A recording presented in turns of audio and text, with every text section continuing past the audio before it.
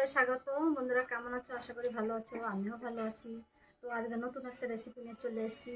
তো দেখো, প্রতিদিনের মতো সব কিছু গুছিয়ে নিয়ে আমি আজকে রান্না করব আলু পনির। কিভাবে রান্না করতে হয় তোমাদের সঙ্গে শেয়ার করব। তো আমি তার জন্য আলু পনির রান্না করার জন্য দেখো আমি 200 গ্রাম পনির নিয়েছি। তো আলু দেখো পিস পিস করে কেটে নিয়েছি।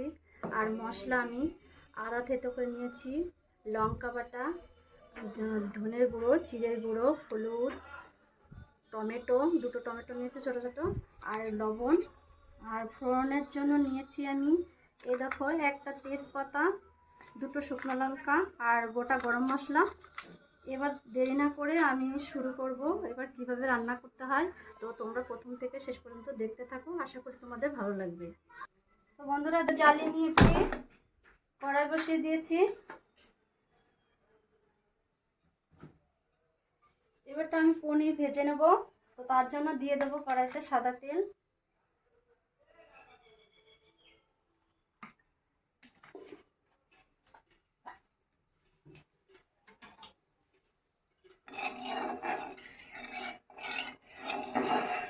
তো তেলটা গরম হয়ে গেছে, এবার আমি পনিরগুলো ভেজে নেব। এ দেখো আমি আগে থেকে চৌকো চৌকো করে পিস পিস করে কেটে নিয়েছি, এবার এগুলো আমি ভেজে নেব।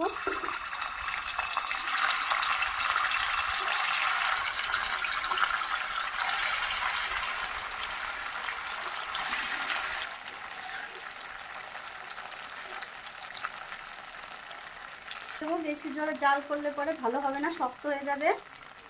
তো আমি হালকা হালকা করে ভেজে নেব।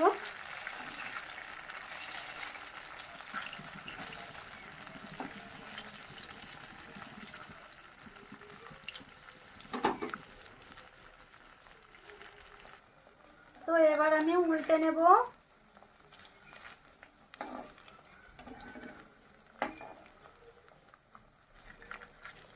এই দেখো এক পাশ লাল লাল হয়ে গেছে।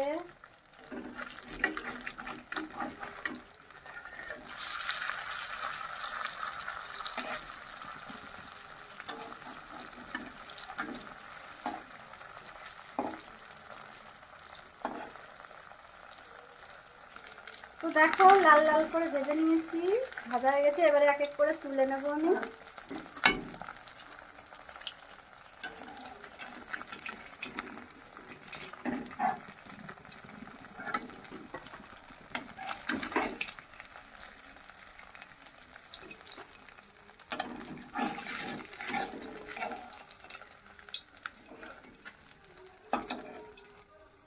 তো আর কটা আছে, এই কটাও ভেজে নেব।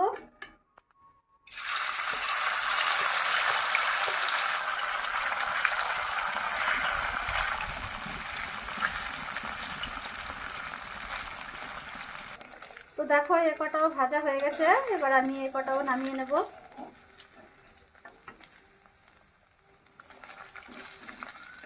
তেলের ভিতরে আমি এই যে দুটো বড় সাইজের আলু কেটে রেখেছি, এগুলো আমি ভেজে নেব এই তেলের ভিতর।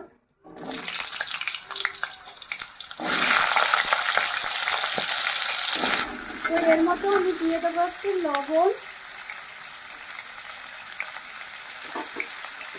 একটু হলুদ। এবার ভালো করে নেড়ে চেড়ে নেব।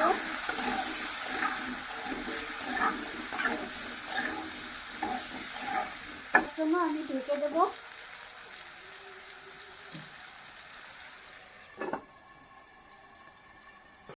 তো এবার ঢাকনা খুলে আমি একটু নেড়ে চেড়ে দেবো।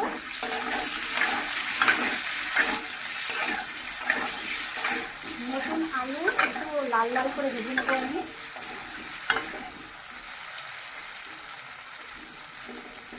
আবার একটু ঢাকা দিয়ে দেবো।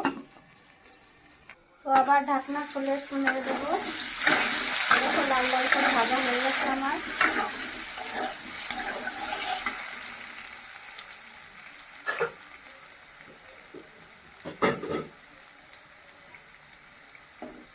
এবার আলুগুলো আমি নামিয়ে নেব।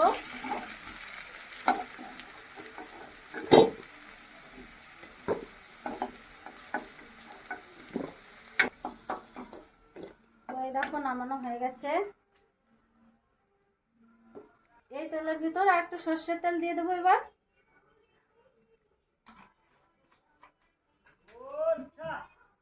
তেলটা গরম হয়ে গেছে, এবার তেলের ভিতর দিয়ে দেবো একটা তেজপাতা,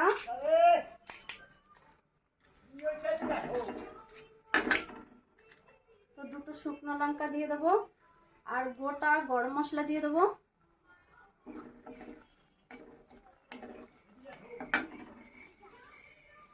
ফোড়নের জন্য আমি দিয়ে দেবো জিরে,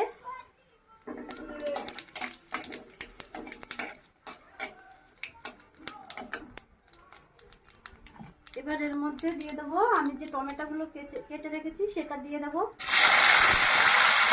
তোমরা চাইলে টেস্ট করে দিতে পারো।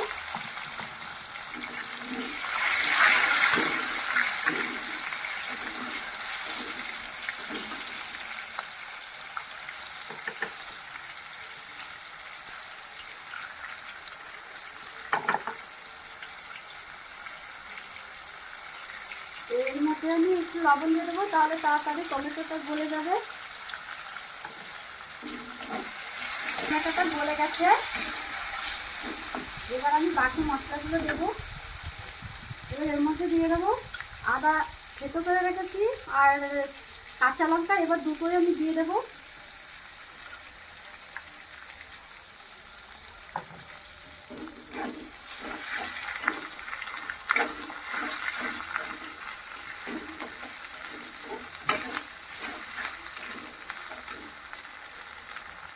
এর মধ্যে দিয়ে দেবো 1 চামচ জিরের গুঁড়ো,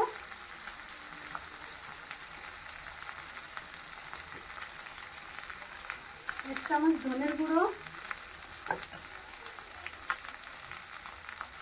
আগে থেকে একটু লবণ দিয়েছিলাম তো এবার একটু কম করে দেবো, আর 1 চামচ হলুদ গুঁড়ো।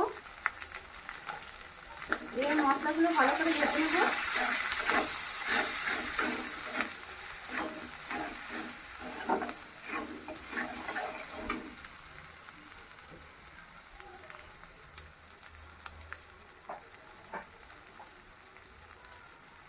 ভাজা হয়ে গেছে আমার, এবার এর মধ্যে আলু দিয়ে দেবো। আমি ভেজে রাখা আলুগুলো আমি দিয়ে দেবো।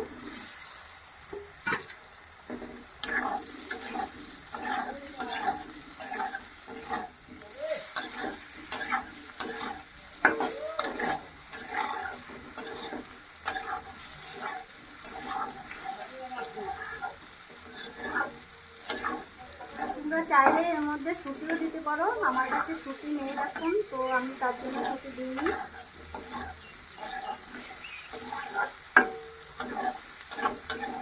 আমি শুধু আলু আর পনির দিয়েই করবো। তো দেখো আমার মশলা দিয়ে আলুটা ভালো করে কষানো হয়ে গেছে, তো আমি এবার একটু জল ঢেলে দেবো।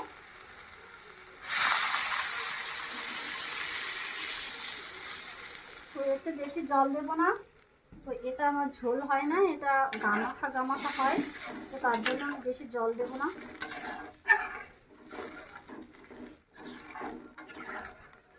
এবার এটা একটু জাল হবে, ঢেকে দেবো আমি।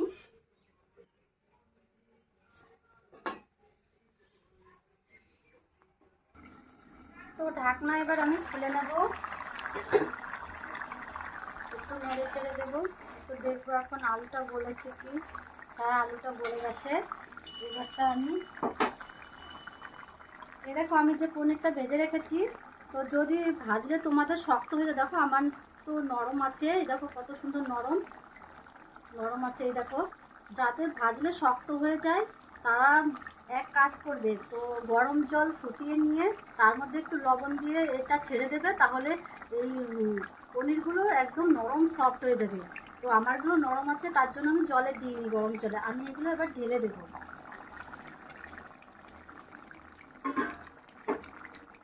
তো এবার নেড়ে চেড়ে নেবো আমি।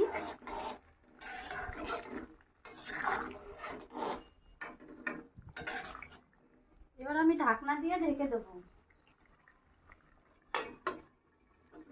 এবার কিছু সময় ঢাকনা দিয়ে ঢাকা থাকবে, তো তারপর আমি খুলে আবার নেড়ে চেড়ে নেবো। একটু নেড়ে চেড়ে নেবো।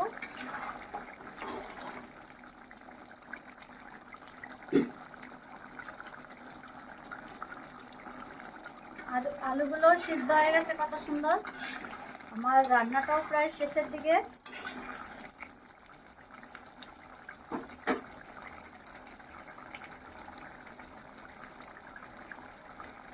এর মধ্যে এখন দিয়ে দেবো আমি 1 চামচ ঘি। শীতকাল তো জমে গেছে, ঘি দিয়ে দেবো 1 চামচ।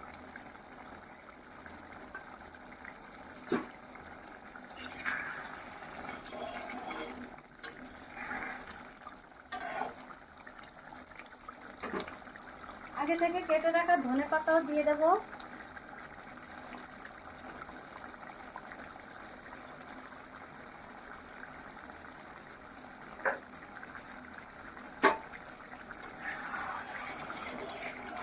আমার রান্না হয়ে গেছে, এবার আমি নামিয়ে নেব।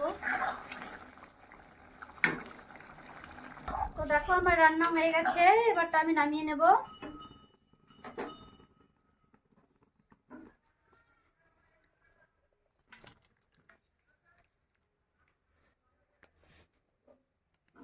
তো বন্ধুরা দেখো আমার আলু পনিরের তরকারি আমার রান্না করা হয়ে গেছে। তো কালারটা কেমন হয়েছে বন্ধুরা কমেন্ট করে জানাবে। তো আমার ভিডিওটা কেমন লাগলো বন্ধুরা, তো বন্ধুরা আমার ভিডিওটা কেমন লাগলো কমেন্ট করে জানাবে, বেশি বেশি করে শেয়ার করবে। আমার চ্যানেলটা যারা সাবস্ক্রাইব করেননি তো সাবস্ক্রাইব করে দেবে। তো আমার নতুন নতুন ভিডিও দেখার জন্য আপনাদের অনুরোধ রইল।